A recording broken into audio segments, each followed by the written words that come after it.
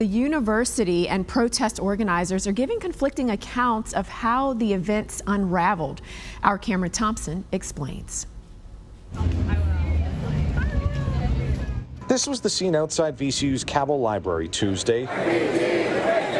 A marked difference from what it was like less than 24 hours earlier when a pro-Palestinian protest and encampment was broken up by law enforcement from VCU, Richmond, and Virginia State Police. It was just so crazy. I felt like everybody was like bees, kind of going in every crazy way. Earlier Monday, a crowd began to gather outside the library to, among other things, protest the ongoing war in Gaza, call for a ceasefire, and for the university to disclose and divest investments, if any, tied to Israel. Ended about 5:30 p.m. and immediately after that speech happened is when they all sort of started to shift that way. Reporters with school newspaper, the Commonwealth Times, were on site throughout the day and say as the structures were being built, school administration told students those were in violation of policy and they were now illegally trespassing.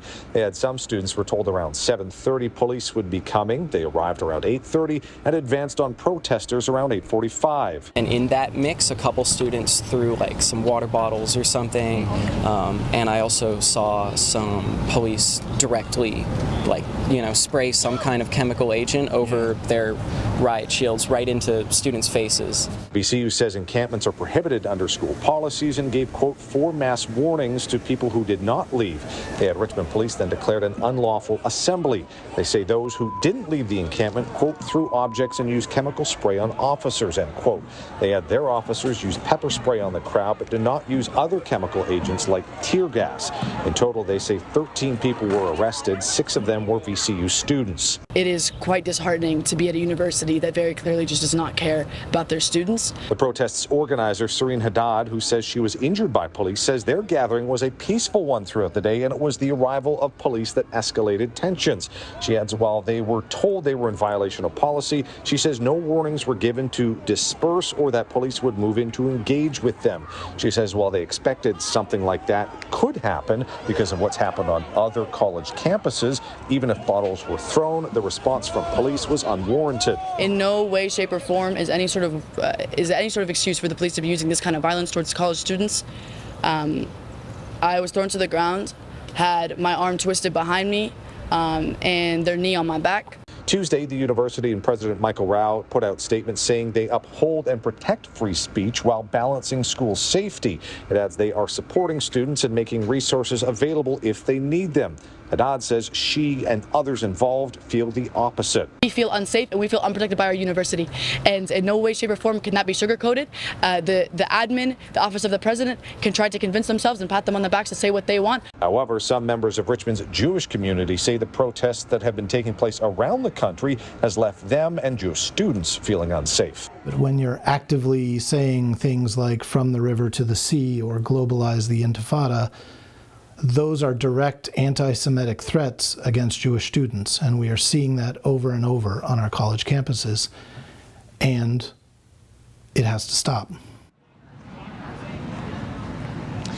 Now, Haddad says that members of their group have been facing discrimination themselves back here outside Cabell. There is a bit of a crowd back on the lawn. There was a larger crowd a few hours ago, including Haddad, who was speaking with staff from the school. But when some campus police officers arrived on the sidewalk, some of that crowd has since left. Haddad says they don't have any concrete plans about moving forward, but says they are committed to their cause and do not intend to stop.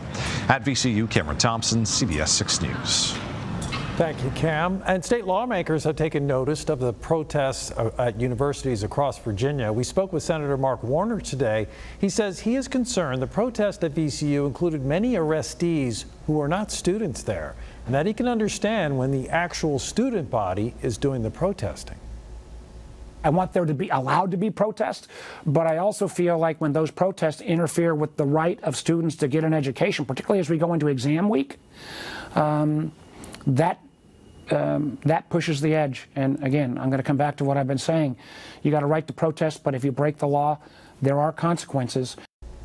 Governor Youngkin wrote about the college protests in Virginia on Twitter, on X, formerly known as Twitter. He said after hours after the VCU protest, across the Commonwealth, we've seen student and significant non-student participants throw projectiles at law enforcement, violate the policies of our college and universities, obstruct and disrupt student life, and endanger public safety. After repeated warnings and refusal to disperse, law enforcement must protect Virginians. My administration will continue to fully support campus, local, and state law enforcement and university leadership to keep our campuses safe. And you can follow developments on this story and others on our website, WTVR.com. You can also use the free CBS 6 News app.